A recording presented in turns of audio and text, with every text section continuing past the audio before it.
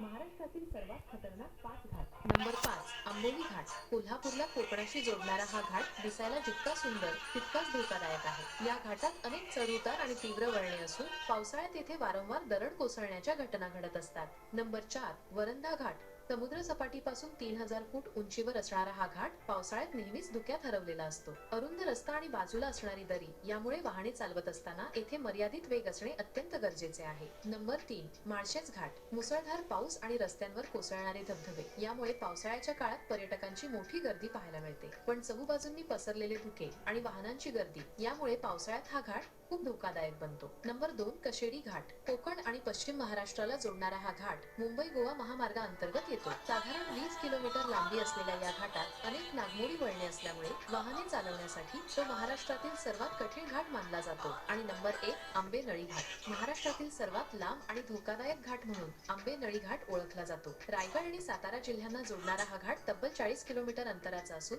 सतत चढ आणि तीव्र वळणे असल्यामुळे येथे अपघातांचे प्रमाणही खूप जास्त आहे.